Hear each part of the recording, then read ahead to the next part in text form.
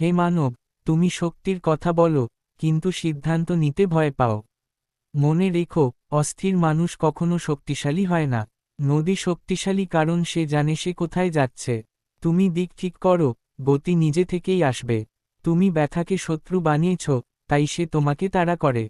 যেদিন তুমি ব্যথাকে শিক্ষক মানবে, সেদিন সে তোমাকে পথ দেখাবে। প্রতিটি আঘাত তোমাকে জাগাতে এসেছে, ভাঙতে নয়।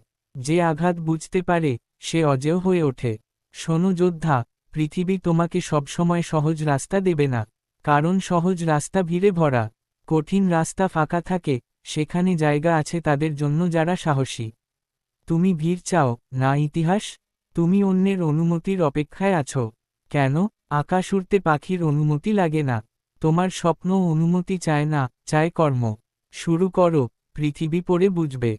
মনে রেখো, চরিত্র শব্দে নয়, অভ্যাসে তৈরি হয়। তুমি প্রতিদিন যা পুনরাবৃত্তি করো, তুমি তাই হয়ে ওঠো। তাই ছোট দুর্বলতাকে হালকা করো না, ছোট শক্তিকেও অবহেলা করো না। প্রতিদিন নিজেকে এক কণাও উন্নত করলে, বছর শেষে তুমি অপরিচিত হয়ে যাবে নিজের কাছেই। তুমি ভাবো সময় আছে, না, সময় ধার দেওয়া। প্রতিটি সকাল তোমাকে জিজ্ঞেস করে, আজ তুমি কি সত্যিই বাঁচবে, নাকি শুধু কাটাবে?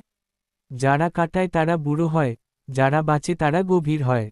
শেষ কথা, ভয়কে সিংহাসন থেকে নামাও। সিদ্ধান্তকে বসাও। তুমি অপেক্ষা করলে জীবন পাশ কাটিয়ে যাবে। তুমি এগোলে জীবন তোমার সাথে হাঁটবে।